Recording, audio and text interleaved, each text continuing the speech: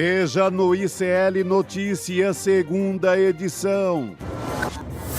Melhor Jair se ajoelhando. Tarcísio conversa com Bolsonaro na cadeia e dá amém à candidatura de Flávio. Papudinha não é casa da sogra. Moraes nega a visita de Valdemar Costa Neto e Magno Malta a Jair Bolsonaro.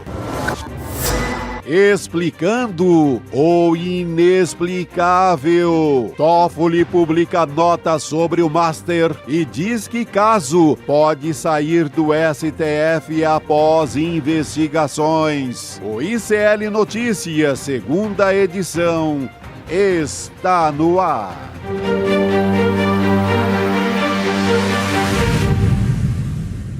Olá, boa tarde. Hoje é quinta-feira, dia 29 de janeiro de 2026. Sejam bem-vindos e bem-vindas ao ICL Notícias, segunda edição. Juliano Medeiros, boa tarde, seja bem-vindo de volta. Bom, Robertinha, boa tarde para você, boa tarde, Chico Sá. Um prazer estar de volta a casa para comentar tudo o que está acontecendo no país e no mundo. Boa tarde, professor, boa tarde, Roberta, comunidade. Está chegando aqui, ó, gente do país inteiro. Oba. Pipocando aqui na telinha. A responsa hoje é das maiores. Vamos nessa, gente. A gente começa com uma novela, né? Uma novela de capítulos curtos, porque depois de idas e vindas, Tarcísio visitou Jair Bolsonaro na Papudinha. E saiu de lá, gente, declarando que vai se empenhar na campanha de Flávio Bolsonaro para a presidência. O governador falou com a imprensa ao lado de Carlos Bolsonaro e aproveitou para elogiar a filiação de Ronaldo Caiado ao PSD. Juliano, queria saber o que você achou dessa filiação do Caiado e essa atitude do Flávio, né? Enfim, disse ser bom, por um lado, ele disse, porque teríamos mais personagens ou mais candidatos falando mal do presidente Lula. Tá soprando, né? Porque, na verdade, é um baque na candidatura do Flávio Bolsonaro. Primeira coisa, é o grande tema do dia, né? O que a imprensa política repercutiu hoje foi justamente a visita do Tarcísio à Papudinha, como que selando essa desistência, para tristeza de muitos analistas e muitos entusiastas da candidatura do Tarcísio. Eu acho que agora realmente é irreversível. A gente analisava isso aqui outro dia, né, Roberto, que à medida que a candidatura do Flávio vai se consolidando, fica irreversível. Como é que chama um pré-candidato a presidente que tem 30, 35, daqui a pouco vai ter 40% das intenções de voto, retira a sua candidatura em nome de alguém que não está mais nem postulando, né, o cargo de candidato a presidente. Então, a grande notícia do dia é essa: Tarcísio foi lá, beijou a mão do Bolsonaro, aparentemente irreversível, o que mostra uma vitória do bolsonarismo raiz, do bolsonarismo da família Bolsonaro, do próprio Bolsonaro, dos filhos, em relação ao centrão bolsonarista, vamos chamar assim, né, que é o Tarcísio, outros atores, Ciro Nogueira, né, que são bolsonaristas por conveniência, porque já foram aliados do PT, já foram aliados do Temer e que viraram bolsonaristas para ganhar voto e dinheiro. Então, hoje, esse setor consolida sua derrota com a consolidação da candidatura do Flávio. Vai tentar ter um outro nome, porque precisa eleger deputados, porque precisa eleger senadores e porque não necessariamente quer ter a obrigação de escolher entre Lula e Bolsonaro no primeiro turno, porque é disso que se trata. Pois é, agora é importante, né, esse apoio do governador de São Paulo ao presidenciável, né? Assim, no caso, se não for Flávio, será alguém ali à centro-direita. Então, Flávio, de fato, perde. Perde muito. De cara, essas outras candidaturas já dizem, ó, você não é tão forte assim, você não vai representar todo mundo da direita nem da extrema-direita. Então, já é uma porrada, né? Na verdade. Mas o chororô grande mesmo hoje foi nas redações de São Paulo, não entre os repórteres, não a base, não o chão da fábrica das redações, mas o pessoal que manda nas comunicações do Brasil hoje ficou muito triste, porque a campanha pelo Tarcísio era muito grande.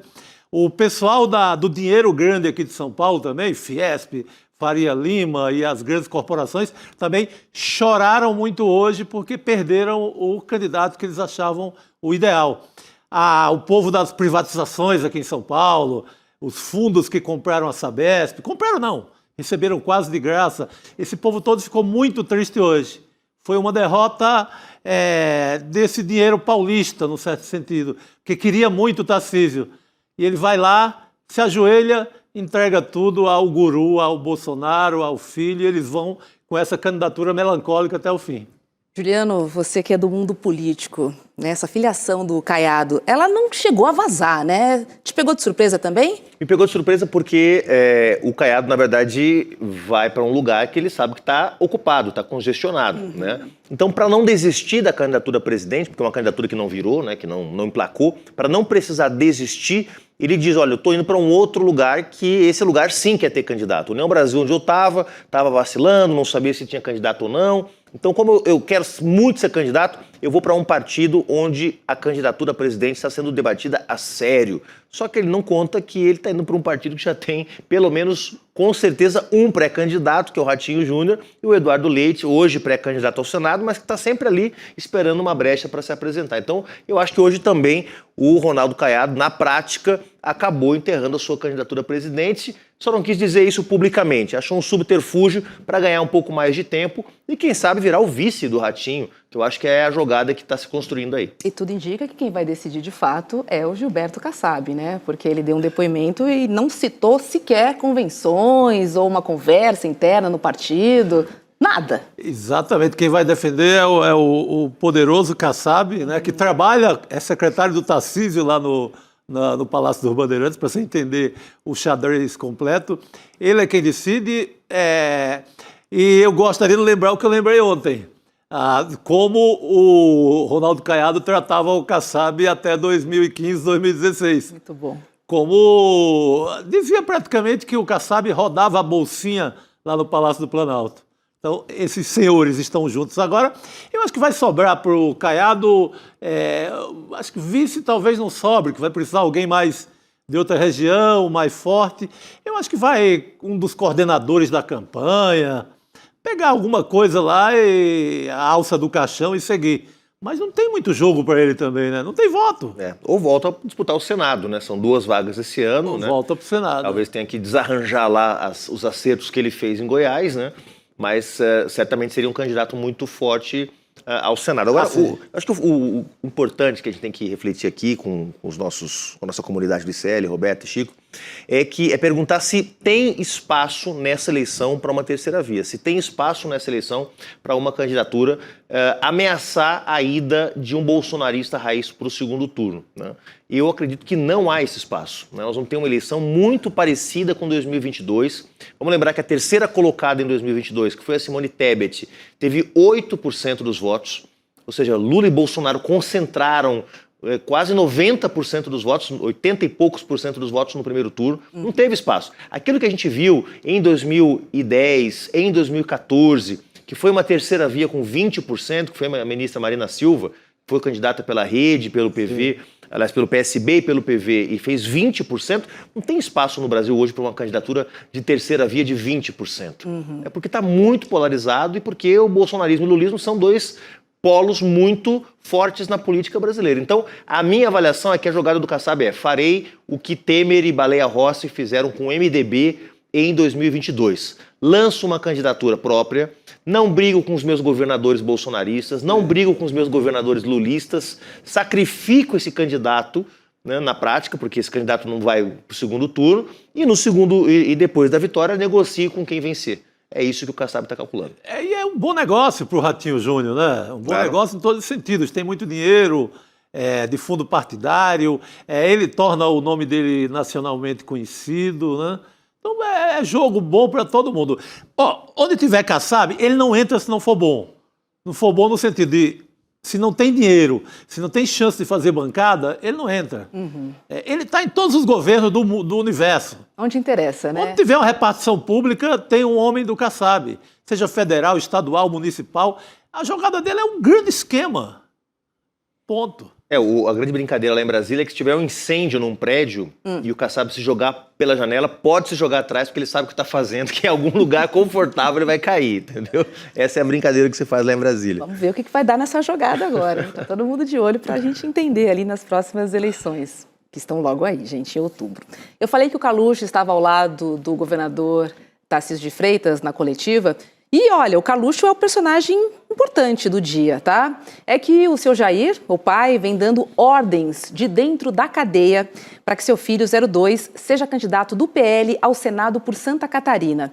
Segundo uma apuração do UOL, o Bolsonaro pressiona o governador catarinense, o Jorginho Melo, para defender a candidatura de Carlos. O combinado no PL é que caberia a Jair Bolsonaro escolher os nomes para o Senado. Mas esse posicionamento racha a extrema-direita no estado, principalmente desagradando os planos de Carol Detone e também Esperidião Amin.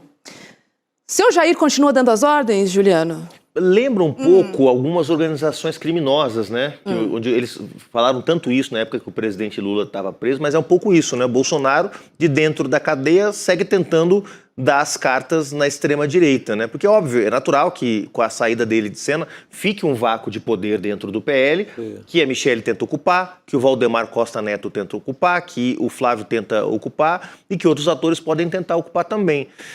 A questão é que a subordinação desses atores, quer dizer, o Jorginho, ele é um governador de extrema-direita, é um político de extrema-direita, mas tem uma vida pré-Bolsonaro. Ele não surgiu com o bolsonarismo, diferente da Carol Detone, da Zambelli, desses outros aventureiros que surgiram. Depende 100% disso, né? Então, é curioso que alguns políticos tradicionais, o próprio Caiado, que virou um bolsonarista, né, o empedernido, o próprio Ratinho Júnior, tenham, por vontade própria e para garantir o apoio de uma base social mais conservadora, assumido a posição de serem chefiados por um presidiário, por um líder de facção praticamente, né? Então isso hoje chama muita atenção de como que esses líderes políticos aceitam essa situação, né? Exatamente. Em alguns casos até pior do que líder de facção, né? Porque nenhum líder de facção quis acabar com a democracia do país. O Bolsonaro foi mais longe. Ele queria simplesmente limar, voltar para um estado de ditadura. Pois é. O seu Jair, então, continua dando as cartas, mesmo ali, preso na papudinha. É um capital político muito grande, né, Roberto? Vamos combinar. Assim, quem foi presidente do Brasil 4 anos, quem foi para o segundo turno das eleições e perdeu por um percentual pequeno, quer dizer, não dá para deixar de admitir que o bolsonarismo é a força hegemônica da direita brasileira hoje. Não é a única, mas é a força hegemônica da direita brasileira e o Bolsonaro vai lutar para não perder esse espaço. Se para isso tiver que sacrificar uma aliada em Santa Catarina, isso para ele é um preço barato para ser pago, né? Ainda mais uma candidata mulher, ele passa por cima... Aí, então... Jovem, mulher, que acabou de chegar na política. Tem menor respeito. Não tem. Olha, vamos falar um pouquinho sobre o Banco Master, porque a crise no STF parece que pesou, tá? E hoje o ministro Dias Toffoli publicou uma nota em que admite a possibilidade de enviar o caso para a primeira instância. O texto diz que, abre aspas, encerradas as investigações, será possível examinar os casos para eventual remessa às instâncias ordinárias. Fecha aspas. Sentiu, Galvão? Demorou para dar uma resposta ao Toffoli, né? Porque, na verdade, você tem 2 camadas de problema nesse caso. A primeira que é a própria fiscalização do Banco Central, que no governo do Jair Bolsonaro inexistiu, né? E que aí no governo, na gestão do atual Galípolo, Gabriel Galípolo, depois do Campos Neto, parece que percebeu, como o governo Lula percebeu também a crise do INSS. É uma coisa paradoxal, Roberto, porque quem descobre a fraude, quem descobre o mal feito e revela o mal feito, ao invés de ficar com os bônus de ter revelado, como é o caso do ministro Lewandowski, que foi ele que revelou, a Polícia Federal do governo Lula que revelou que havia a máfia do INSS. Ao invés de ficar com o ônus de ter mostrado para o Brasil, de ter descoberto um mal feito, você ainda tem que trabalhar para mostrar que a culpa não é sua, que não foi no seu governo que o esquema começou, que você, na verdade, impediu que o esquema continuasse. E é um pouco a situação hoje do Gabriel Galípolo, porque o Banco Central tomou uma providência, a gente pode achar que foi drástica, que foi muito intempestiva, mas tomou uma providência em relação ao que pode ser considerado uma fraude e logo depois tem que se explicar para o TCU, tem que se explicar para a opinião pública por que fez, por que não fez, né?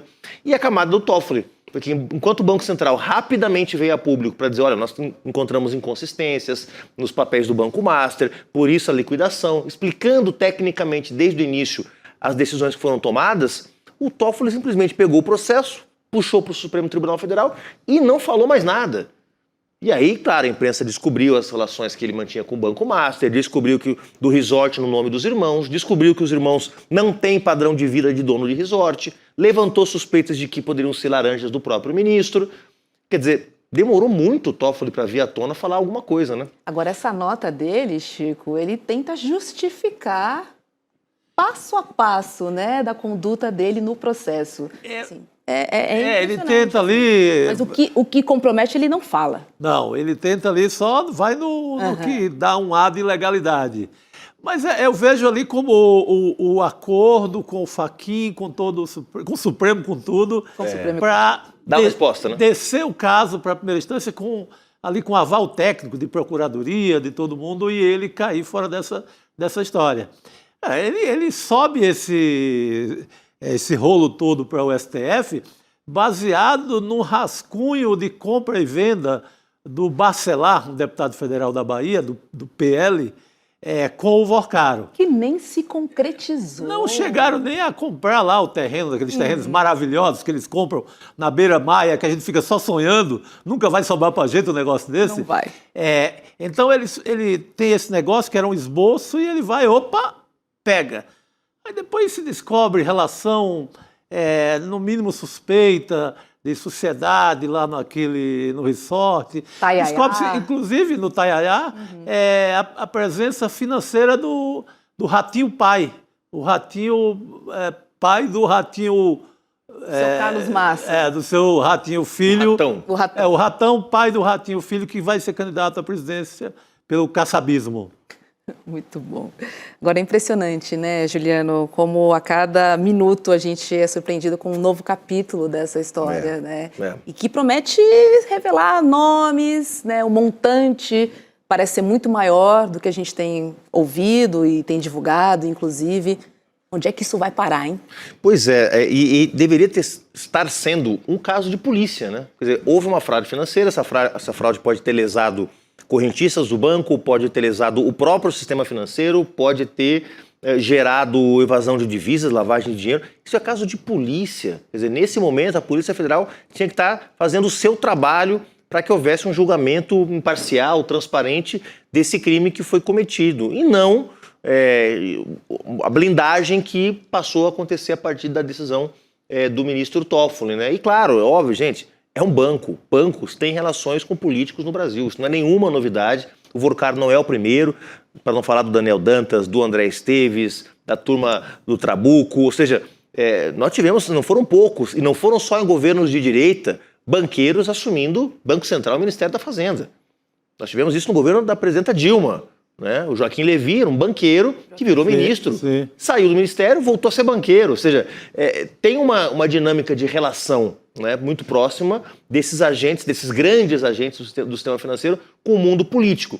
O que a gente está descobrindo, na verdade, de forma um pouco mais nua e crua, é que essas relações, no caso do Master, parece que serviram para postergar a revelação de um crime que estava sendo cometido há muito tempo. Né?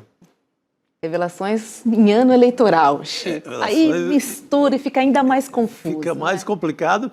E tem as revelações que passam ali por Procuradoria, STF, os depoimentos da PF. E tem um capítulo aí que beira o pornográfico, que já teve uma revelação, que é o caso do Zetel, cunhado do Vorcaro e sócio, com envolvimento lavagem de dinheiro via garotas do programa, por exemplo. A garota assume que ela diz que recebeu de presente um baita de um apartamento na Faria Lima, mas tem todo o cheirão de lavagem de dinheiro. E agora a revista Liberta revela hoje, na coluna Reserva Exclusiva, que é uma nova coluna da revista, com notas quentes em todos os sentidos e notas exclusivas, revela que o Vorcaro tem fitas das festinhas na casa dele lá em Trancoso. O circuito de TV filmava tudo.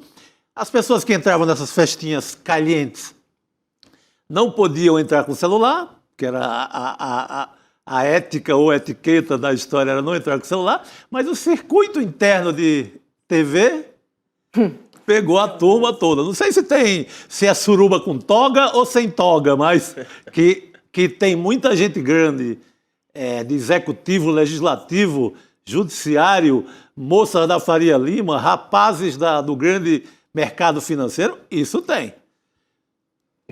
Já pode de um escândalo financeiro. Eu queria trazer esse capítulo, porque todos esses escândalos do Brasil, eles têm o que corre ali no mundo mais oficial, nos gabinetes de Brasília, e eles sempre têm, no paralelo, festa da cueca, como no caso do Moro, né? E agora o perigo das festinhas em Trancoso. O Brasil sem um escândalo político, sem um bom escândalo sexual, não é um escândalo... Andam junto, né? Temos aí já com o Renan Calheiros, com os irmãos Collor, muitos casos, né? Andam junto. Então, o que tem de gente com medo dessas revelações de Trancoso é mais um poder do Vorcaro, né? Para sair vendendo o silêncio dele daqui para frente.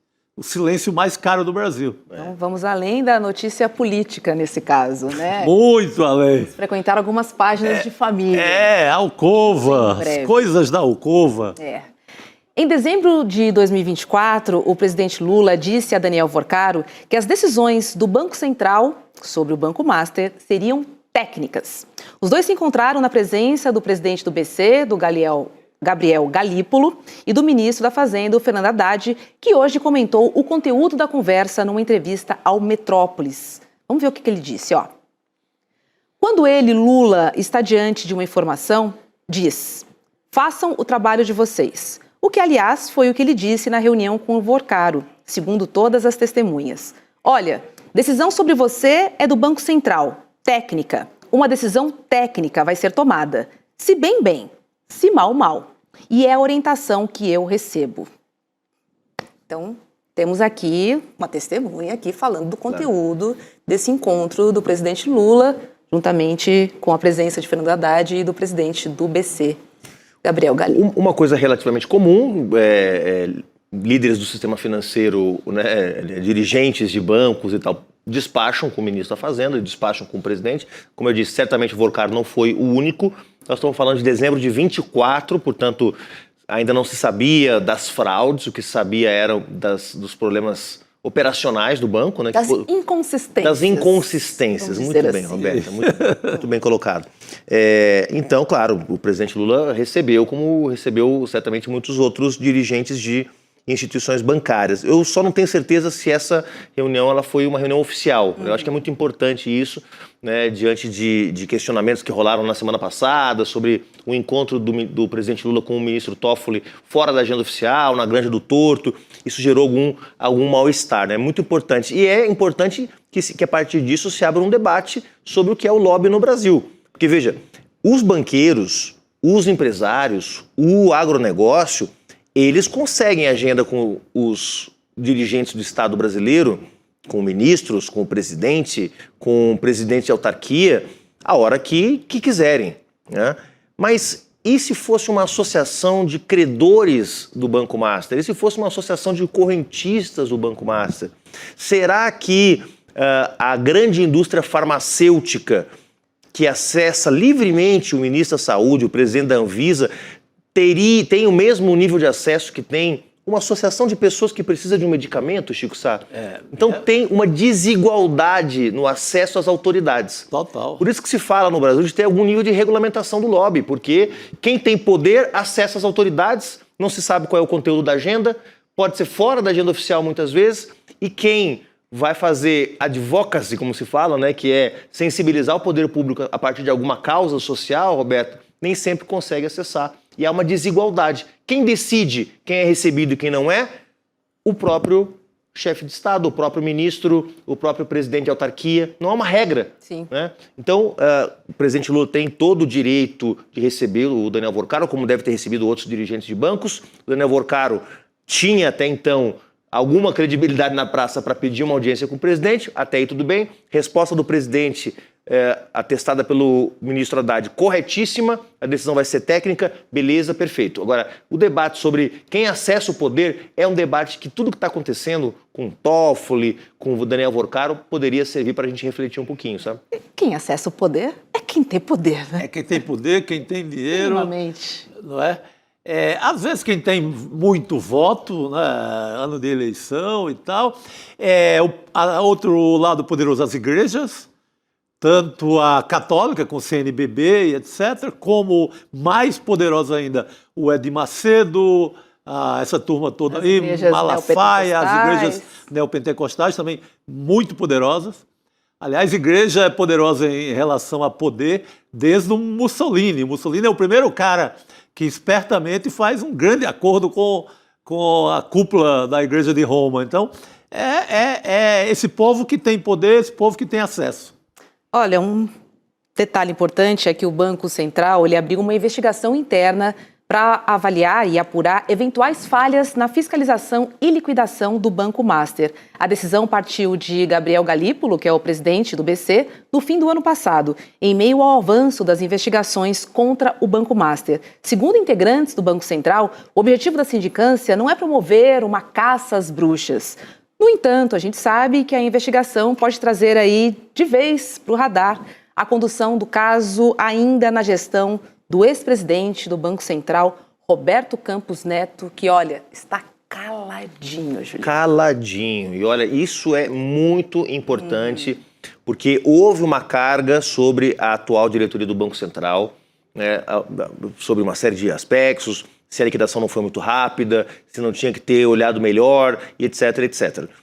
Seja como for, tudo dá a entender que o trabalho do Banco Central foi técnico mesmo. É óbvio que a liquidação do Master gerou pontos positivos para concorrentes. Será que o André Esteves, o Daniel Dantas, não sei quem, não estão comemorando? Tiraram um concorrente do páreo. Mas isso não deve interferir no trabalho do Banco Central. Olha, eu não vou liquidar um banco, porque se eu liquidar esse banco que tem papéis inconsistentes, como disse a Roberta, eu estou beneficiando outro banco. Não, não. Tem regras. Quem cumpriu as regras continua no jogo, quem não cumpriu sai do jogo. Mas além de abrir essa investigação, talvez a auditoria interna do Banco Central acabe percebendo que a diretoria anterior, liderada pelo Campos Neto, queridinho do mercado, queridinho da mídia monopolista, tivesse tido a oportunidade de agir para evitar que esses malfeitos se perpetuassem pelo tempo que se perpetuaram. E não fez nada. Quem sabe essa investigação não mostra isso. Você tem alguma dúvida, Chico Sá, que é possível que o Campos Neto tenha feito corpo mole para deixar um esquema que ele conhecia e que sabia que era ilegal perdurar? Tudo indica que fez corpo mole, que deixou rolar. O Lula Costa Pinto e o Leandro Demore, no portal do ICL, saíram na frente dando informação sobre isso. Ontem é que o Estadão entra na jogada, hoje faz o editorial como se a informação fosse deles, não reconhece que é uma informação exclusiva e inicial do ICL.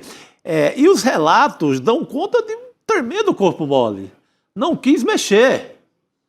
Não quis incomodar o banqueiro. Por debaixo do tapete. Não quis incomodar. Tem que lembrar que o Vorcaro, mais uma vez, por meio do seu cunhado, é um cunhado todo poderoso, o Fabiano Zettel, que é pastor da Igreja da Lagoinha, de BH, esse rapaz, muito veloz com a turma do dinheiro, ele se transforma no maior financiador privado, particular, do Tarcísio de Freitas e do Jair Bolsonaro em 2022. Por caridade? Será que ele queria fazer uma caridade? Eu não vejo ninguém fazendo caridade com doação de campanha. Quando doa, quer alguma coisa lá na frente. Minimamente. Agora, olha só, em depoimento no STF, o banqueiro Daniel Vorcaro, ele afirmou que tratou da venda do Master para o Banco de Brasília com o governador Ibanez Rocha, do Distrito Federal. O documento, o depoimento, na verdade, foi obtido pelo Poder 360. Vorcaro disse que ele e Ibanez tiveram conversas institucionais e que o governador chegou a frequentar a sua casa em Brasília. Então, o depoimento aqui do Daniel Vorcaro cita o Ibanez. Acho que é o único nome que ele cita nesse depoimento, na verdade, né? O único parlamentar até agora em que ele falou abertamente foi Ibanez Rocha. E aí temos que ver qual é o teor dessa conversa. Porque pode ter sido uma conversa como foi essa com o presidente Lula. Presidente, olha só, estou aqui com o meu banco está em dificuldade, você pode pedir para o pessoal pegar leve? E o Lula disse, meu amigo, isso não é decisão minha, isso é uma decisão técnica do Banco Central. Agiu muito bem o presidente. Será que o Ibanez, governador do DF, quando o Vorcaro bateu na porta e pediu lá no Palácio do Buriti, por favor, pega o BRB e compra essa massa falida que é o Master, Será que o Ibanez falou, olha, isso nós vamos fazer uma análise técnica, viu? Para ter certeza se é uma boa compra, se é um bom negócio, e aí depois da análise técnica eu te dou uma resposta? Acho muito pouco provável. Porque o BRB estava em processo de aquisição do Master. Estava dentro da história já. Estava comprando já. Não tinha como avaliar porque já estava comprando. Então eu acho que seria muito importante ouvir o seu Ibanez e seus assistentes, né? Para saber o teor dessa conversa. Porque, bem, como eu disse, é direito do Vocaro procurar um governador, ou procurar um presidente, procurar um ministro para se reunir. A autoridade decide ou não se vai conceder audiência ou não vai. Mas e o teor da conversa? Né? Isso que importa para a gente, né? Estou esperando para ouvir o Ibanez, né? Sim. E estou esperando também os depoimentos dos executivos do BRB. Exatamente. Sobre que é quem estavam com a mão na massa. Né? Têm sido autorizados. Será que eles vão dizer, não, eu, por minha iniciativa própria, eu sou o bonzão aqui no BRB e vou sozinho. Não vou sequer consultar o meu governador, tratando-se de um banco público lá do Distrito Federal? E mais que isso, né, Chico? Vamos lembrar que o presidente do BRB foi para a imprensa justificar a compra. Não, o ativo é bom, vale a pena, eu estou fazendo um bom negócio. Ele agora tem que explicar. Não sabia que o ativo não era bom, não tinha informações consistentes, ou estava participando de um grande esquema para salvar uma massa falida? Porque não foi só assim, o BRB soltou uma... Não, o presidente foi à imprensa do banco defender a aquisição do Master. Estava muito convencido o presidente do BRB. Fica difícil. Pois é. Fica difícil. Deixa eu dar um recado para te lembrar que hoje tem mapa da mina aqui no ICL, tá? O ano acabou, gente, e a gente precisa saber onde colocar nosso dinheiro, onde investir. O clima de incerteza está por aí, seja na política internacional, na política doméstica, enfim. A gente não sabe, de fato, como e onde aplicar com segurança. A maior segurança possível, porque a gente sabe que o investimento, minimamente, é um risco, né? É um dinheiro que você está depositando em algum lugar. Então, o meu convite para você é o seguinte, logo depois do N2, às 8 horas da noite, tem o Mapa da Mina com Eduardo Moreira. E nesse encontro, nessa aula online e gratuita, o Edu vai fazer previsões para você ficar um pouco mais tranquilo na hora de optar por fazer o investimento. A gente sabe que os bancos mandam sugestões, né? A própria mídia te indica ou sugere um tipo de investimento. Somos bombardeados aqui com muitas informações, né? Outro dia eu vi uma nota na revista Piauí, com um levantamento, 6 de 10 veículos, a cada 10 veículos importantes no Brasil de comunicação, pertencem aos bancos. Banco, fintech, mundo financeiro no geral. Então, se eu sou um meio de comunicação, eu pertenço, eu sou de um banqueiro. Por exemplo, o UOL. O UOL é do banqueiro chamado Luiz Frias, que também é do Grupo Folha. Você acha que em algum momento vai interessar esses meios de comunicação dar dica para preservar o nosso dinheirinho? Vai ser vantajoso para ele, né? Então, isso vale para... Eu citei o UOL, mas podia citar uma dúzia de veículos que pertencem ao mundo dos bancos. Então, a grande vantagem do Mapa da Mina é porque é uma avaliação independente. O Edu tem acertado tudo. Tem cravado tudo. Só que esse ano está mais difícil. Ele estudou mais esse ano, porque hoje mesmo está uma festa na Bolsa de Valores. Aí eu pergunto, vale a pena correr para lá? Ou vou para o ouro, como o mundo inteiro está fazendo? Dólar caindo. Dólar caindo. Então, é o homem certo para responder. Eduardo Moreira. É isso. E mais, viu, Robertinha? Os riscos continuam, tá? Porque ontem eu estava dando uma entrevista e aí, no meio da conversa, mostraram outros ativos como esse do Master. Tem um tal de Banco Pleno aí, que eu nunca ouvi falar, que está oferecendo papéis que pagam 170% do CDI. Uau! Meu Deus do céu. Como é que paga 170% do CDI, gente? Corra, Lola, corra. Então é o seguinte, se você tem um Eduardo Moreira para te ajudar a refletir sobre o que é investimento seguro, se você está correndo algum risco, se você pode entrar em alguma roubada, aí é uma oportunidade, hoje o Mapa da Mina. Agora sim, receita lá da minha casa. Investimento que te dá, que vende sonhos, não existe. E produto muito barato na internet também, duvide. Duvide. É sobre isso. Vamos receber o Dr. Fernando Ideu para a gente falar sobre um assunto triste, mas que revela um Brasil aí assustador. Dr. Fernando Ideu, seja muito bem-vindo e boa noite. Boa noite, queridos. Sempre uma alegria estar aqui com vocês. Boa noite, professor. Vamos falar agora de um assunto que tem provocado, e com razão, comoção nacional e fúria coletiva, que é a morte do cão Orelha, em Floripa. A polícia identificou 4 adolescentes suspeitos do crime. 2 estão em Florianópolis e 2 chegaram hoje ao Brasil. Eles estavam na Disney, De acordo com os pais, a viagem estava pré-programada. Para chegar aos suspeitos, a polícia ouviu mais de 20 pessoas e analisou mais de 72 horas de imagens, de um total de 14 câmeras de monitoramento. Computadores e celulares também foram apreendidos. Um dos desdobramentos mais significativos foi o indiciamento de 3 adultos, 2 pais empresários e um tio dos adolescentes, que é advogado. Eles teriam coagido o vigilante de um condomínio que tinha uma foto que poderia colaborar com a investigação. Outro fato grave é que quase uma semana após o crime, a juíza responsável pelo caso se declarou suspeita para atuar no processo. Uma semana após o crime.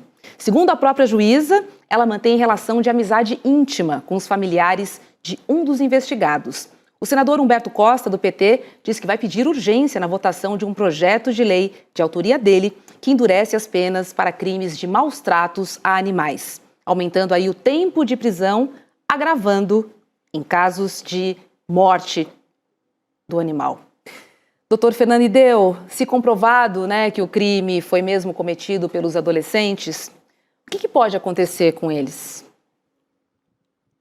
É uma atrocidade, é uma barbaridade e é uma situação repugnante em várias camadas, em várias esferas, desde o ato em si, que é de uma atrocidade e de uma repugnância que é chocante, até a proteção, pelos familiares além de mandá-los para fora do país, muito sintomático também para onde eles vão, para os Estados Unidos, lá para Orlando, e não só mandá-los para lá, mas de coagir as pessoas que poderiam depor ao longo da apuração desses fatos. Então é algo absolutamente repugnante, e mostra aí um retrato de um Brasil que nos envergonha, de pessoas que têm acesso à educação o melhor possível e mesmo assim se mostram educação formal,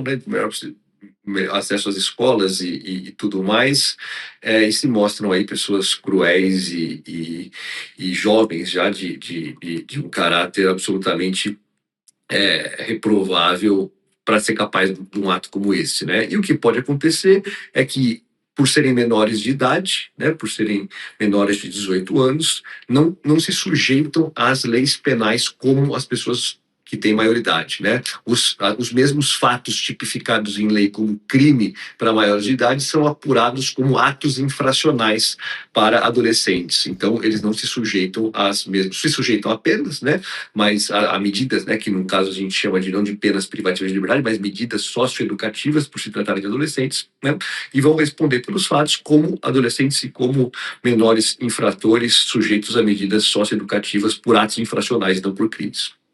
Vai lá, Juliano. Doutor Ideu, boa tarde, prazer falar contigo mais uma vez. Isso se deve, claro, à noção de que os adolescentes, parte da responsabilidade por eles ainda é dos pais, Por isso que eles não respondem como se adultos fossem, porque há adultos responsáveis por eles até os 18 anos. Então eu queria começar te perguntando o que pode acontecer com os pais, Se pode haver algum tipo de responsabilização, Embora, claro, a conduta desses meninos foi uma conduta de inteira responsabilidade deles, Não se tem nenhum registro de que os pais foram cúmplices das maldades, das atrocidades que eles cometeram. Mas te perguntar se pode haver, para além da coerção que os pais poderiam ter exercido contra vizinhos, contra o porteiro, etc., algum tipo de de responsabilização. E já engrenando uma segunda pergunta, tem muito oportunismo no ar na política brasileira, sobretudo em ano de eleição, e o Nicolas Ferreira já está propondo retomar o debate sobre redução da maioridade penal, aproveitando a comoção, mais do que justificada nesse caso, para tentar emplacar uma bandeira histórica da extrema-direita. Queria que você comentasse um pouco sobre isso também. Muito bem observado por você, Juliano. Isso é uma outra camada da repugnância que se segue a essa conduta, que a resposta fácil, que a resposta pronta e a resposta mais ineficaz que sempre surge diante de situações dessa natureza, que vem de dois lados. A gente vai aumentar a pena para esse crime, vai resolver as coisas, né? Como se isso fosse resolver alguma coisa. E segundo, a gente tem que reduzir a maioridade penal, porque foram adolescentes, então reduzindo a maioridade penal, a gente vai ter algum avanço nisso. Não é assim, né? Quem conhece direito penal, quem estuda minimamente direito penal, sabe que isso são sempre soluções falaciosas que se revelam muito mais de marketing político-eleitoral do que de concretude propriamente dita, né? Então, acho que são medidas oportunistas, né, que não vão resolver em nada o problema, mas que passam a dar um ar de legitimidade e um caráter ainda mais nessa nossa era de que o que importa mesmo é a manchete ali a ser compartilhada, né? De que alguém está fazendo alguma coisa e que esse alguém capitaliza para si o resultado, que não existe, mas que no universo do marketing vai existir. E sobre a responsabilização dos pais, pelo ato em si, ela não existe. Né? Aqui a gente segue uma lógica da responsabilidade subjetiva. Todo aquele que age com culpa ou com dolo é quem responde pela prática do ato. Se os pais tivessem contribuído para aquela conduta, os pais responderiam pelo crime de maus tratos, não pelo ato infracional. Mas aí teria que haver uma contribuição efetiva material, seja auxiliando os adolescentes naquele ato, seja instigando, né, uma participação, além da material, uma participação moral por instigação, por planejamento, ou mesmo por arquitetar essa conduta. O que não há no caso. O que pode haver aí? Uma responsabilização se houver a coação de testemunha e se houver a demonstração de que a saída deles para os Estados Unidos estava sendo como alguma forma de fugir, de escapar à aplicação da lei do Estatuto da Criança e do Adolescente, que vai ser aplicada para a apuração desses fatos. Agora, Chico, como disse a nossa colega Luciana Barreto, da TV Brasil, eu vou trazer aqui, porque, de fato, isso é puro suco do Brasil, né? Totalmente. É retrato ali revelado com a maior nitidez possível. De quem tem grana, como age, né? Porque aí o que é que tem nesse suco de Brasil de mais importante é o ingrediente da proteção por ser rico. E o único castigo que eles têm sofrido no momento, os pais, no caso, são empresários da área hoteleira, é que eu vi que algumas agências, vivo aqui do ABC, a ERS Viagens de São Caetano, essa e outras agências estão ali liderando o movimento de boicote aos hotéis dos pais dessa garotada. Que a rede é composta por Majestic Palace Hotel, Redmar Canavieiras e Almari Florianópolis. O Majestic é um baita hotel. O Majestic é um baita hotelzão. Então, começa a haver um certo prejuízo econômico, o que também é importante, em relação aos pais da garotada. Mas, de resto, a gente sabe como é que fica esse tipo de coisa.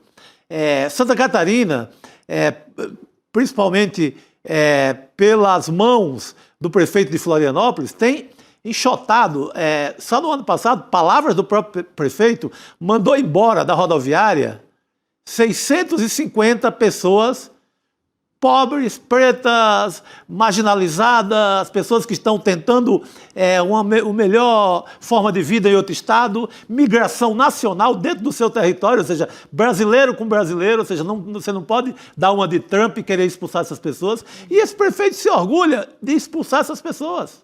Não. Então, nesse mesmo estado e com esse mesmo... com essa mesma empáfia do próprio governador Jorginho Melo, que estava lutando para acabar com a cota das pessoas pretas nas universidades, enquanto dava bolsa aos milionários. É nesse mesmo estado que está acontecendo esse tipo de coisa.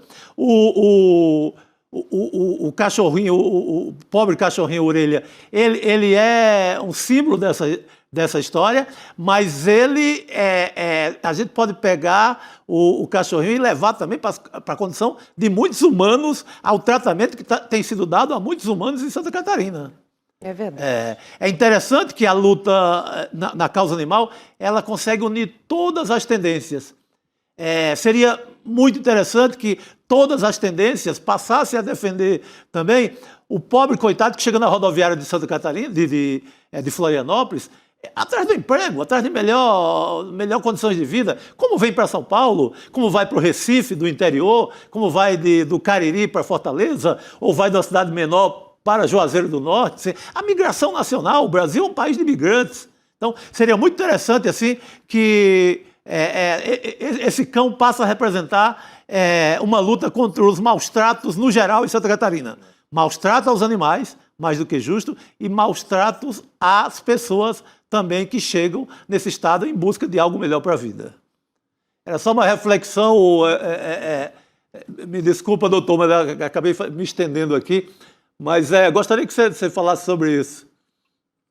Acho perfeita a tua análise, Chico. Acho que é exatamente isso que a gente vê quando se diz aí que é um retrato desse Brasil. Acho que é isso aí, são pessoas, os agressores são jovens de classe média que tiveram todo acesso à educação e que na hora que fizeram o que aparentemente fizeram, os pais, ao invés de se envergonhar, de reprovar a conduta deles, não, há uma proteção, né? Essa inversão de valores é um retrato disso tudo, de como esse Estado e como o Brasil trata aí os privilegiados e os perseguidos de sempre. Deixa eu trazer a próxima notícia, que diz o seguinte: o ministro Alexandre de Moraes, do Supremo Tribunal Federal, ele negou hoje, mais uma vez, a visita de Valdemar Costa Neto, que é o presidente do PL, ao ex-presidente Jair Bolsonaro na prisão, na Papudinha. A negativa é porque Valdemar está sendo investigado por envolvimento com os mesmos fatos pelos quais Bolsonaro foi condenado a mais de 27 anos de prisão. O ministro também negou o acesso do senador Magno Malta, do PL, a Bolsonaro. O Alexandre de Moraes afirmou que não poderia autorizar a visita porque o congressista tentou dar uma carteirada e entrar na Papudinha sem qualquer autorização prévia. Na mesma decisão, o Moraes autorizou o ajuste no cronograma de visitas, que agora serão às quartas e sábados, e também liberou a realização de caminhadas fora da cela. E também liberou, a assistência religiosa de um padre ao senhor Jair Bolsonaro, Fernando Ideu. É sempre bom lembrar que o Bolsonaro está preso, né? Ele não está hospedado, por mais que as instalações onde ele se encontra recluso se pareçam muito mais com um alojamento confortável do que uma prisão efetiva, ele está preso. Ele já estava preso em prisão domiciliar, né, lá antes. Depois ele foi preso nas dependências da Polícia Federal, reclamou, né, houve uma série de reclamações, inclusive quanto ao barulho do ar-condicionado, né, veja, tem um preso reclamando do barulho do ar-condicionado, enquanto a gente tem centenas de milhares de presos do Brasil amontoados numa cela de onde era para caber 4, tem 40, amontoados ali, né? Não tem nem ventilação, nem um buraco para respirar. Então, isso é prisão no Brasil, né? Então, estamos falando de uma pessoa que está presa, né? Então, vocês vão lembrar esse ponto de partida. Ele está preso.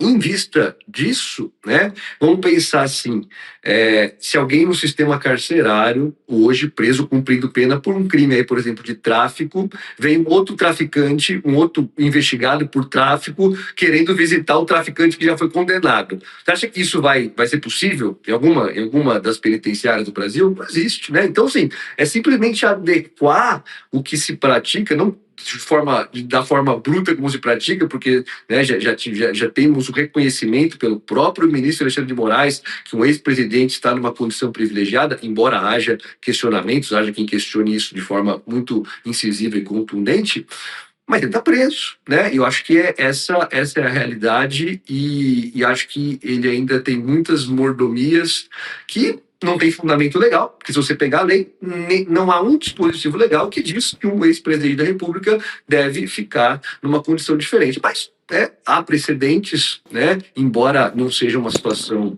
análoga, né? O ex-presidente Lula, o ex-presidente Michel Temer, todos que passaram por períodos de prisão não passaram por prisão enquanto cumprindo pena, enquanto cumprimento de pena em regime fechado, né? É o primeiro que está nessa condição. Então, embora não haja fundamento legal, houve-se o reconhecimento desse benefício, mas que não é um benefício total, continua sendo uma prisão. O nosso espectador aqui, Ideu, Arnaldo Zamboni, faz um comentário aqui no nosso chat que lá não é escritório eleitoral, quer dizer, quer resolver o problema eleitoral do PL, meu amigo, você vai fazer isso na sede do seu partido, né? Você não vai fazer o xadrez eleitoral lá na Papudinha. Agora, me parece que muita gente esquece, né, Ideu, o Valdemar da Costa Neto foi parte, não diretamente do plano golpista, mas foi parte do ambiente que se criou para que o golpe pudesse se desenvolver no Brasil, né? E como é que ele fez isso? Contratando aquele serviço falso, né, que tinha como propósito, já antes de qualquer avaliação prévia, concluir que havia fraudes eleitorais no Brasil, que as urnas eletrônicas não eram confiáveis, né?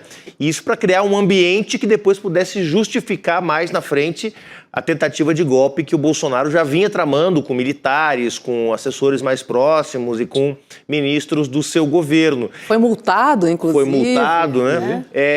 Ainda temos a possibilidade de ver Valdemar da Costa Neto de novo atrás das grades no curso desse processo envolvendo a trama golpista, Fernando?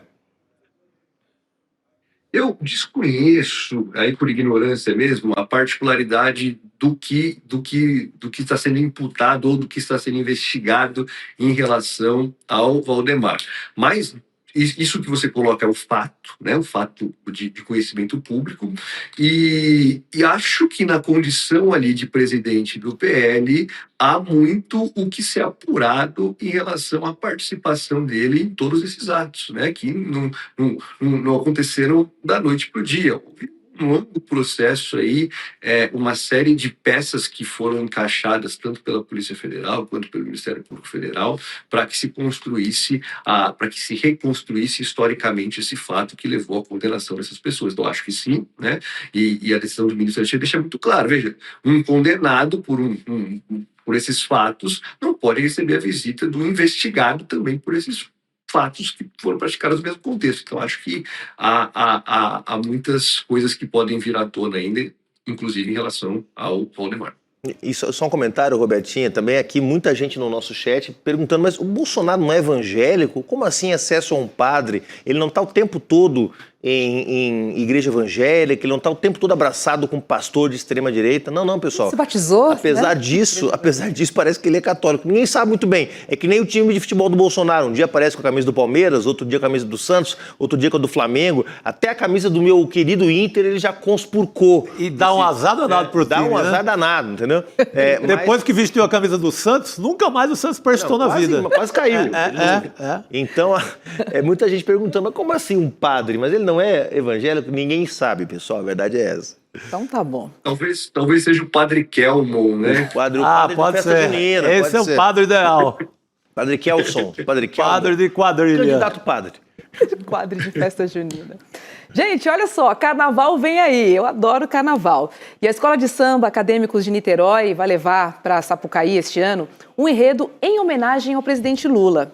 Para divulgar o samba, o PT fez um videoclipe vinculado no sábado passado com imagens de Lula em campanhas passadas. Mas as cenas, a letra da música e a legenda do vídeo estariam abrindo margem para serem interpretadas como campanha eleitoral antecipada.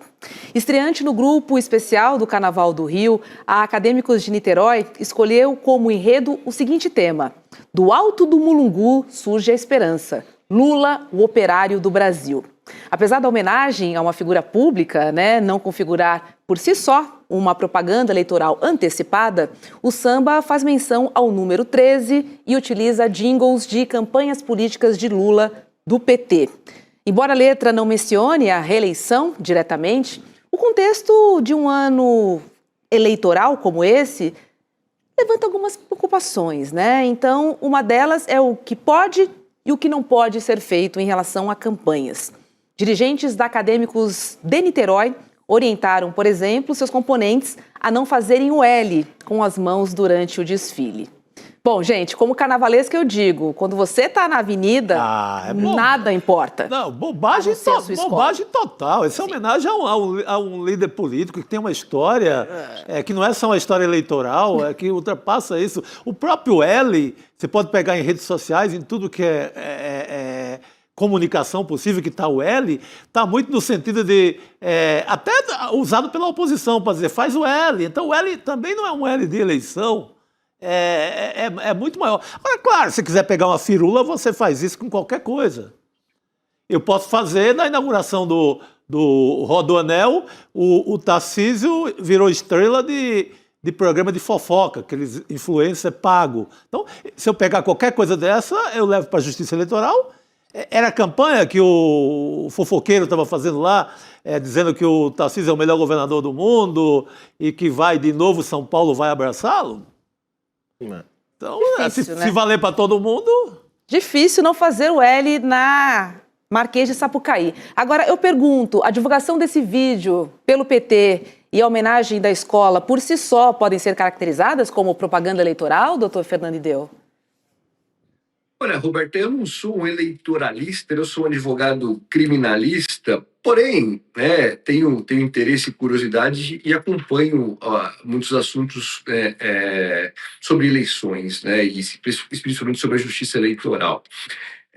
Obviamente, ainda mais depois das redes sociais, do protagonismo de Instagram, de TikTok, de YouTube, a questão eleitoral, todos esses vídeos se tornam munição nessa guerra judicial que se tornaram as campanhas. Então, seguramente vai haver diversos pedidos para caracterizar isso como uma campanha eleitoral antecipada, o que parece uma hipocrisia e um desvirtuamento do que há.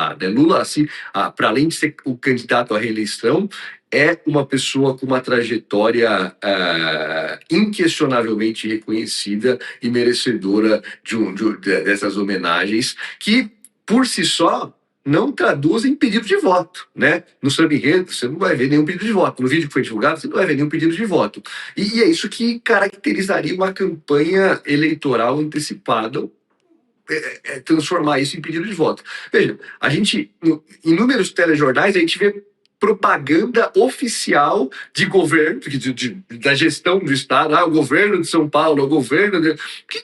Que são, ali tem dinheiro público investido, e que muitas vezes são muito mais destinadas claramente à promoção dos governadores, dos gestores, dos prefeitos que pagam com dinheiro público essas campanhas publicitárias. O que se vê ali, Mas seguramente isso vai ser objeto do debate e a existência do enredo por si só, a existência do compartilhamento, ainda que com outras imagens de vídeos desse enredo, desse desfile, não me parece, não parece a mim como antecipação de campanha de nenhum modo, mas seguramente vai haver muita briga sobre isso.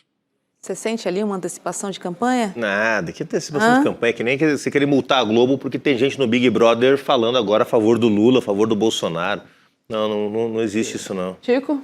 Não, nenhuma. Isso o enredo é para contar a história de um grande brasileiro. Ponto. Isso. Devo votar na Vai Vai esse ano. Vai Vai esse ano tem um enredo. Votar na Vai Vai. A Vai Vai esse ano tem um enredo sobre São Bernardo do Campo e o movimento operário. Imagina se no meio do desfile da Vai Vai não vai ter gente fazendo L no desfile da Vai Vai. Você vai multar a Vai Vai porque está falando do movimento operário de São Bernardo, do qual o Lula é parte fundamental dessa história. Não dá para contar a história retirando o Lula como personagem. Fica difícil. Você vai, né?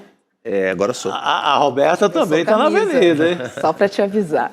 Doutor Fernando Ideu, obrigada, viu? E uma boa noite. Não sei se você vai pular carnaval, mas o feriadinho vai ser bem interessante, né? Para descansar também. Sempre um prazer estar aqui. Vou levar minha pequenininha para pular carnaval nos bloquinhos que ela adora. Muito bem. Vai encontrar o Chico nos bloquinhos, então. Muito bom. Vamos lá, não. Agora, conduzindo os pequenos. Boa noite, Do obrigada. Tiquinho. Chega lá no Tiquinho que você vai encontrar o Tico está tomando uma lá no... Vai, todo ano. Sim, também. Vai. Tradição. Fulião aqui, ó. Fuliões aqui nessa mesa hoje. Dá um pulo no Recife, volta, dá Não para é? fazer tudo. Deixa eu perguntar pra Cris Serra se ela é fuliã também, se ela gosta de um bom carnaval. Oi, Cris, boa noite pra você.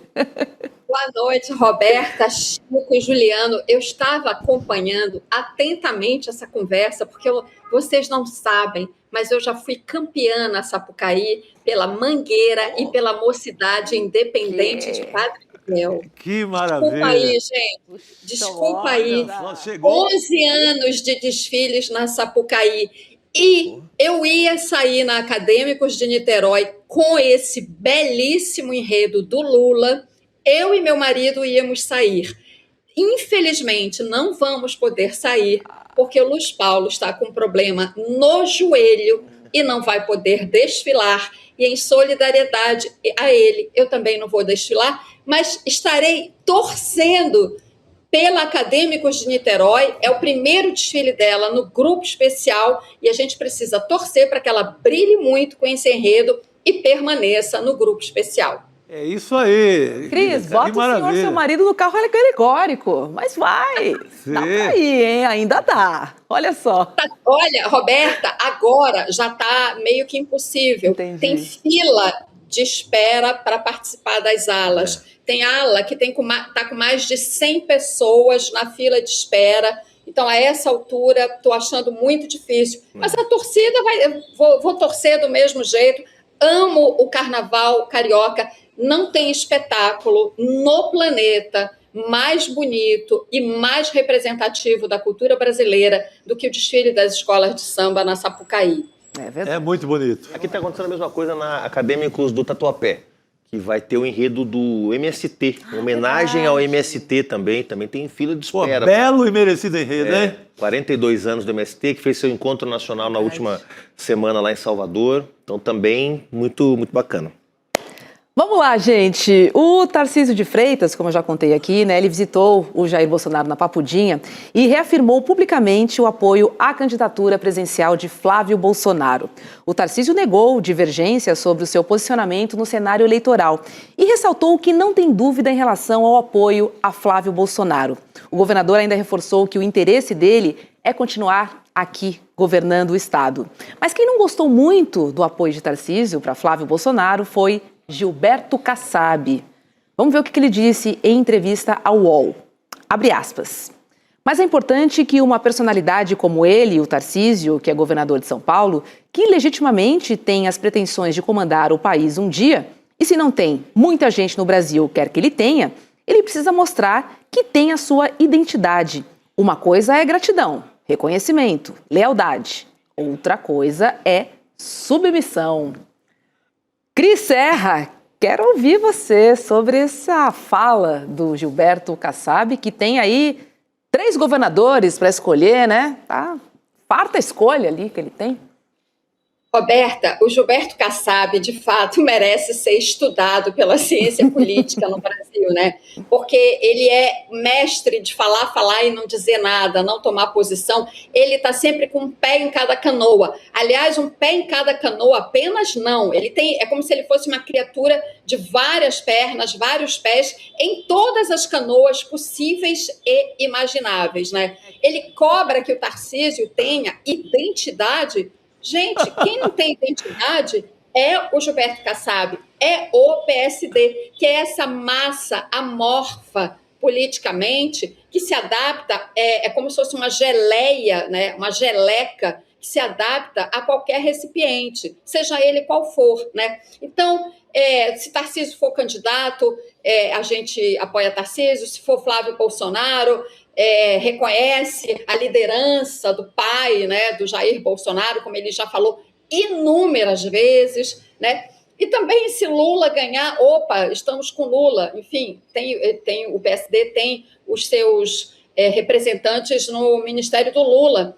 Então, assim, é difícil levar a sério qualquer coisa que o Kassab fale, né? Porque uma hora você acha que ele vai tomar uma decisão tal, vai apoiar tal candidato, outra hora ele encontra uma maneira de justificar uma mudança, uma adesão surpreendente. Não resta dúvida, porém, que ele, de fato, é hoje um dos homens mais poderosos, né, no cenário político eleitoral, porque ele soube fazer o PSD crescer e o PSD, de fato, se tornou o fiel da balança, pode desequilibrar o jogo em várias situações, né, dependendo se ele apoia ou se ele não apoia tal ou qual candidato, assim como no Congresso, tal ou qual pleito, e por aí vai. De fato, é um personagem hoje do cenário político eleitoral que não pode ser desconsiderado, muito ao contrário, né?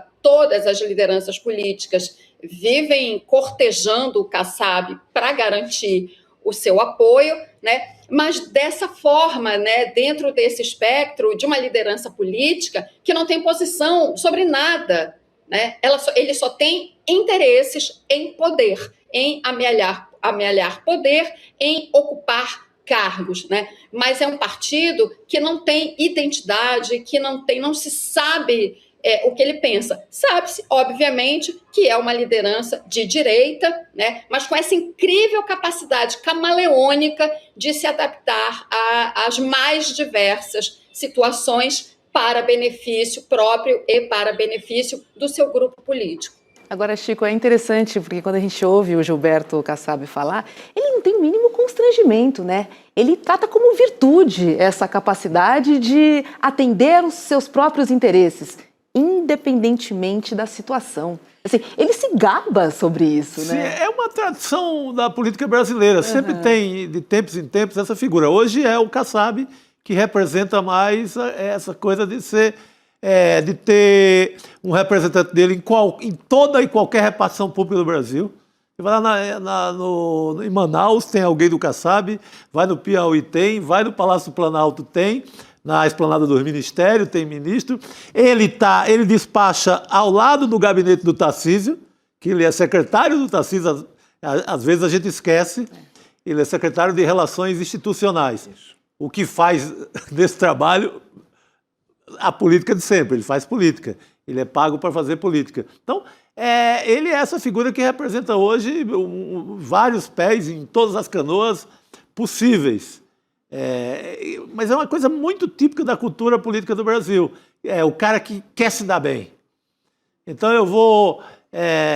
igual quando perguntava ao Tancredo Neves que time ele torcia em Minas Gerais, ele dizia, olha, gosto do Atlético, amo o Cruzeiro, a glória da terra é o América, o Valério Doce também é legal, o time lá de Sete Lagoas é maravilhoso. Ele saía elogiando todos os times, ele é muito esse cara. Ele quer torcer por todo mundo e... Agora o objetivo assim, é muito dinheiro, no sentido de quanto mais representantes eu tenho em todos os lugares, eu tenho mais poder de negociação e grana, né? Às vezes a gente esquece de falar diretamente, a gente fica muito nas metáforas. A política brasileira não cabe muita metáfora, não. Às vezes o cara quer só dinheiro. E a gente fica elaborando como um grande pensador. E se for só dinheiro? Claro.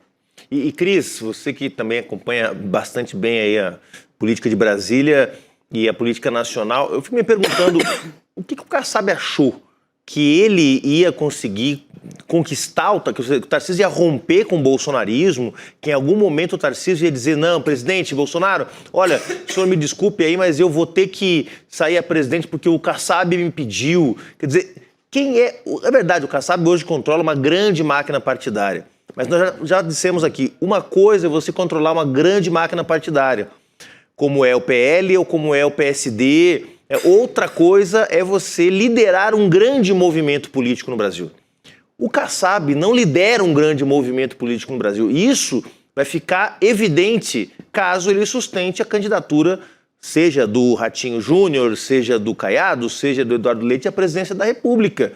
Que não tem embaixo do PSD, o que tem é uma grande rede de interesses corporativos e oligárquicos. Não tem embaixo do PSD um grande movimento. Você pergunta para o sujeito qual é o seu partido. Meu partido de preferência é o PSD. Olha só, um partido, um centro assim, bem interessante, um partido moderno, que tem essa qualidade, que tem aquela qualidade. Não, gente. No Brasil, as pessoas gostam do PL, gostam do PT, gostam do PSOL, do PCdoB, os partidos que têm identidade política. Quem não tem identidade é visto como a massa amorfa, como você acabou de mencionar, Cris. Agora, eu fico me perguntando, será que o Kassab achou que o Tarcísio, governador do estado de São Paulo, até outro dia pré-candidato a presidente, ia trocar um movimento político que envolve milhões de brasileiros e brasileiras, que a gente acha bizarro, mas que mobiliza milhões de brasileiros e brasileiras por uma massa amorfa? Será que o Kassab cometeu esse erro de acreditar no amor do Tarcísio de Freitas? Acho que não, Juliano. Eu acho que o Kassab, o tempo todo, ele fica testando cenários. Por incrível que pareça, a gente já conversou aqui outro dia sobre isso. Nós estamos agora praticamente já entrando em fevereiro, as eleições estão na porta, mas ainda assim, até os prazos finais para a definição das candidaturas, muita coisa ainda vai rolar. Sobretudo agora, né, nessa retomada do Congresso, fevereiro, março, abril, são meses absolutamente decisivos para que o jogo fique mais claro. Então, eu acho que nesse momento agora, o que o Kassab está fazendo ainda?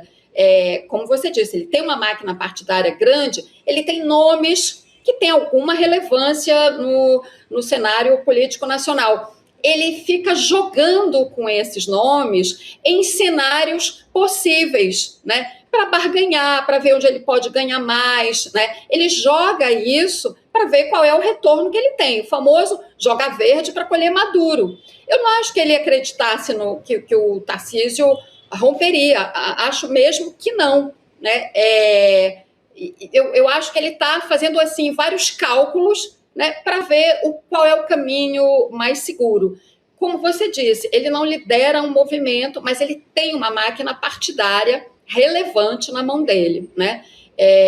Você vê, aqui no Rio de Janeiro, ele tem o prefeito, o Eduardo Paes, que vai ser candidato a governador, com enormes chances de ser eleito, né? O Rio de Janeiro, com todos os seus problemas, né, praticamente um estado ingovernável, né? Eu não sei se eu estou pesando um pouco a mão ao dizer isso, né? Mas é o segundo estado do país, né? Em termos de projeção política, econômica, etc. Enfim, então eu acho que é isso. Eu acho que o Kassab é um bom jogador, né? E ele está jogando com várias peças ao mesmo tempo. Eu só quero fazer aqui uma consideração. O Chico trouxe essa comparação do Tancredo, né? Que jogava, de fato, em várias frentes, mas o Tancredo era um político muito mais sofisticado, no meu modo de ver, do que o Kassab, e tinha uma grande diferença. O Tancredo tinha um compromisso com a democracia verdadeiro. O Kassab não tem. O Kassab se adapta, como eu disse, a uma situação ou outra. Inclusive, está aí, um auxiliar direto do governador de São Paulo, que é um bolsonarista, todo mundo sabe, né? Então, eu não vejo nele um compromisso com a democracia. Eu vejo nele um interesse que ele pode, até em certas circunstâncias, se aliar a um governo democrático, como é o caso do Lula, que tem ministros do PSD. Mas o Kassab, ao fazer esse tipo de jogo duplo, triplo, quádruplo, seja lá o que for, ele mostra, na verdade, que ele é um oportunista da política e que não tem compromisso real com a democracia, como tinha o Tancredo. Importante, Cris, essa diferenciar. Eu quis apenas ilustrar esse tipo de político que está em todos os lugares, mas importantíssimo você ter feito essa diferenciação. Sim. Olha só, hoje, dia 29 de janeiro, é o Dia da Visibilidade Trans no Brasil. E essa semana, a Associação Nacional de Travestis e Transsexuais do Brasil, a ANTRA, ela publicou dados sobre a violência. E os números indicam uma melhora no cenário em relação ao ano anterior, mas o Brasil ainda é o país que mais mata pessoas trans. Vamos dar uma olhadinha nos gráficos. Esse primeiro aqui, ó, a gente pode ver, né, dados dos assassinatos de pessoas trans no Brasil entre 2008 e 2025. E a gente pode ver aqui que a partir de 2017, né, que foi o pico, a gente começa a ter uma queda. É uma queda discreta, mas temos uma queda, principalmente quando a gente fala de 2024 para 2025. E aí, Cris, quando o recorte é sobre gênero, a gente vê que o maior número de assassinatos, ele acontece contra as mulheres trans. A gente separou um gráfico, olha, em verde são as mulheres trans, olha que diferença, né? Os homens em amarelo no gráfico ali embaixo, ó, as mulheres batem um teto de 169, 175, né?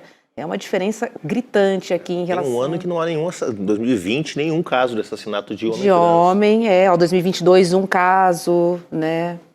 Enfim, e a gente tem mais um gráfico para mostrar para vocês, para a gente olhar um recorte de raça e etnia, tá? Porque os números revelam uma informação assustadora que a gente já sabe, mas quando a gente vê os dados, de verdade, eu fico estarrecida. Em verde são os negros, né, formados por pretos e pardos, os brancos em amarelo e os indígenas em vermelho. A gente não viu indígenas até 2020. E olha só em relação à raça negra, gente, assim, é assustador. É uma média de 77 pessoas para 22 pessoas brancas e uma indígena. Logicamente que a gente queria que esse dado, né, esse gráfico fosse 000 para todo mundo. Mas é importante a gente entender quem é que está nessa base da pirâmide. A gente está falando das mulheres trans negras. Roberta, é muito importante trazer esses dados, porque é como a data de hoje diz, é o Dia Nacional da Visibilidade Trans. A gente precisa entender que universo é esse, qual a realidade que essas pessoas vivem, quais os desafios que elas enfrentam diariamente para sobreviver, né? Então, esses dados sobre assassinatos de pessoas trans e os recortes, eles são importantes, inclusive, para que o governo, os governos federal, governos estaduais e governos municipais, né, todas as esferas de poder, têm que ter políticas públicas para essa população. Então, você tem que entender quem é que está mais vulnerável dentro de um quadro enorme de vulnerabilidade. Porque, como você mostrou, os assassinatos, agora 2025, o último dado, né, houve uma queda, né, mas se você considera a média, ela ainda é muito alta e o Brasil continua vergonhosamente com esse título de ser o país onde mais se mata pessoas trans no mundo. Isso é uma vergonha que o Brasil tem que dar conta disso, né? E isso só com políticas públicas mesmo, né? De segurança, de proteção, de acolhimento, de emprego para essas pessoas, de acesso a estudo, né? Tem muitas instâncias hoje no país, tanto na educação como de trabalho, que tem cotas para pessoas trans, mas isso ainda está aquém da necessidade. Então, por isso, a necessidade da visibilidade trans, né? Inclusive, essa data existe e é hoje, porque foi nesta data, em 2004, que teve um ato no Congresso Nacional que foi um marco para dar visibilidade a essa população. E a partir daí, então, vem se entendendo melhor qual é a realidade que essas pessoas enfrentam. Agora, ter os dados, compreender o problema, né, precisa se traduzir em políticas efetivas que deem condições de dignidade para essas pessoas e para que elas possam ser, de fato, cidadãs, como qualquer outro cidadão, como qualquer outra cidadã neste país, né? E que possam viver sem medo. Possam, enfim, viver com dignidade e com todas as condições de uma vida digna, que começam, no mínimo, com educação e trabalho, estudo e emprego. Sem dúvidas, Cris, sem dúvidas. Querida, obrigada, boa noite para você. Às 8 horas tem Mapa da Mina hoje, hein? Não perca. Valeu, pessoal, obrigada. Tchau, tchau. Valeu, Cris, obrigado, querida. Agora, Chico, é interessante, né, a gente trazer esses dados que reforçam a importância da representatividade. Isso. Para que essas políticas públicas, de fato, apareçam. A partir da vivência, não do achismo, né? Por mais Éricas, por mais Amandas, por mais mulheres e homens trans na política. Importantíssimo você ter lá uma Érica Hilton no plano federal botando para quebrar, fazendo um mandato, talvez um dos melhores mandatos da Câmara, se não o melhor. Porque está preocupada com a causa, que é essa causa da violência, está preocupada com a classe trabalhadora. Então, o mandato da Erika Hilton é um grande exemplo nessa história. É isso, né? Baseado em vivência, isso é muito importante. É muito impactante que entre 100 parlamentares, 100 políticos no Brasil mais influentes hoje nas redes sociais, a sexta colocada é a Erika Hilton. E é a primeira entre os políticos de esquerda. Então, neste momento, quem vocaliza mais fortemente nas redes sociais, no debate da sociedade brasileira, as bandeiras da esquerda é uma mulher negra trans, o que é muito, muito representativo dessa mudança que a gente está conseguindo, pouco a pouco ainda, implementar na política brasileira. Que tem puxado também outros e outras parlamentares, né? Muito importante. Ela, como ela fala, eu não quero ser a única, né? Só estou aqui abrindo as portas para as outras e outros que virão. Obrigada, Juliano. Vou fazer uma troca pessoal. Aqui. Tá chegando uma fera. Tem que ouvir uma especialista, porque daqui a pouco tem mapa da mina e alguém tem que preparar os espíritos para o que vem. Débora, seja bem-vinda. Uma cadeirinha aqui para você, Débora. Você chegou cedo no ICL hoje, está trabalhando. Porque daqui a pouquinho, às 8 da noite, tem o Mapa da Mina. Você vai estar junto com o Edu aí, trazendo as previsões para esse ano de 2026, que começou muito louco, né? A partir de 3 de janeiro, né? Com os Estados Unidos invadindo a Venezuela, sequestrando um presidente, enfim. Aí tem guerra na Ucrânia, né? As questões domésticas que sempre impactam. O dólar caindo, a bolsa subindo, a gente não sabe... 5,19 o dólar hoje. 5,19?